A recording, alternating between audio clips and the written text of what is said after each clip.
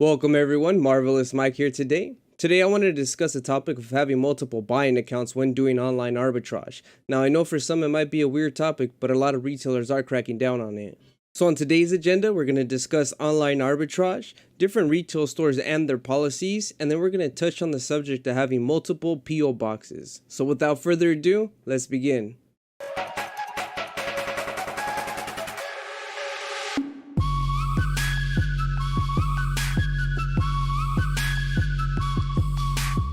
So for those that don't know what online arbitrage is, it's the same thing as retail arbitrage. The only difference is that you're buying the product online versus physically going to the store. Now, what I love about online arbitrage is that it saves you time from driving to store, trying to find that product for you to resell. I've done both online arbitrage and retail arbitrage, and I still find online arbitrage to be easier than retail. Now, it does have some cons. For example, with online arbitrage, you have to place your order. You might have to wait 2 to 3 days, sometimes more, for you to receive the product.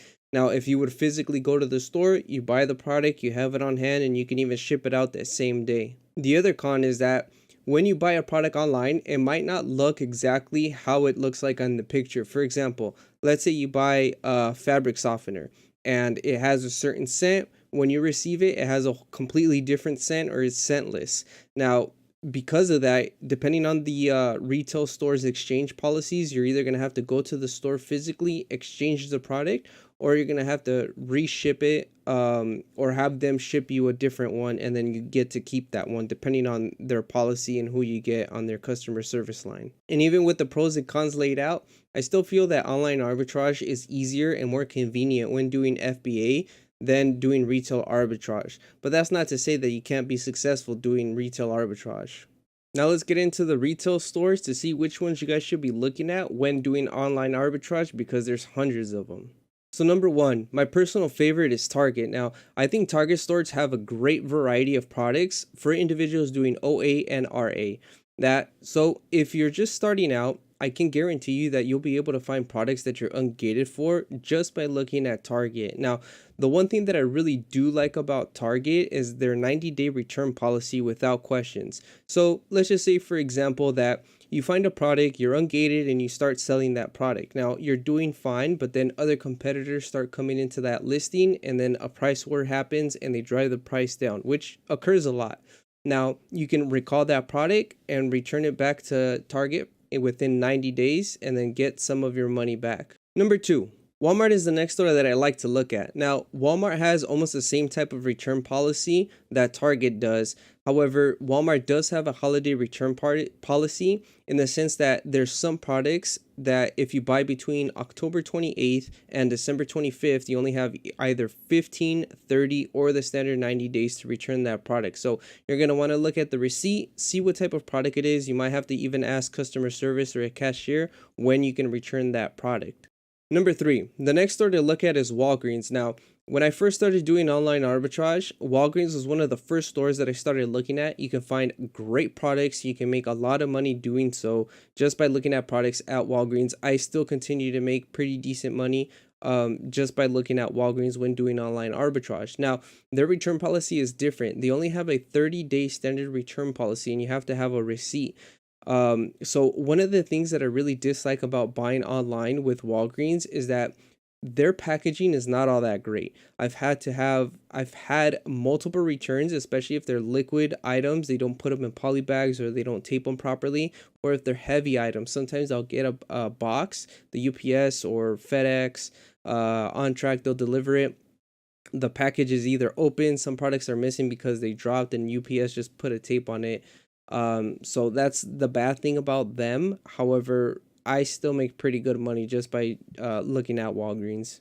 So number four is Home Depot. Now, their return policy is great as the whole 90 days. It's standard for unopened merchandise.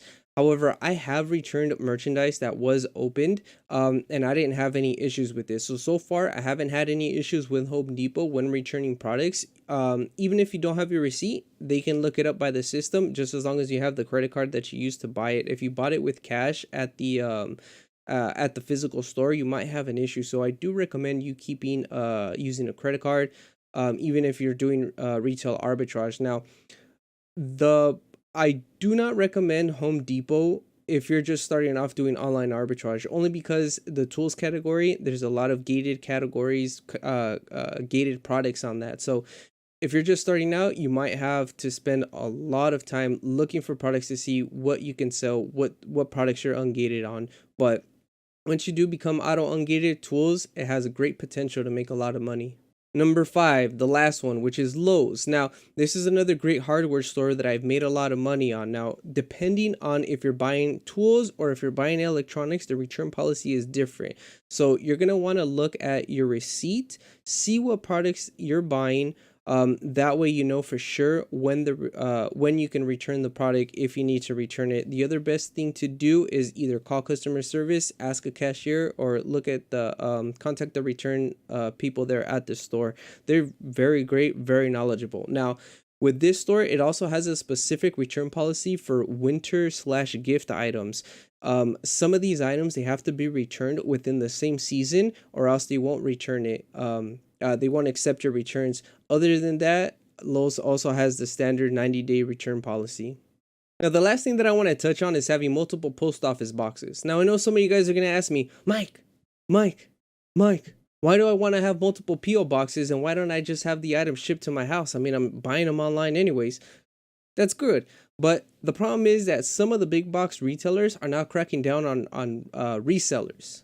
And that's not good. So they don't want people to buy products from their store and then resell them on third-party websites. So to crack down, they're starting to flag accounts that show behaviors of resellers. So in other words, they're looking for accounts that buy multiple quantities of the same product. So let me give you an example here.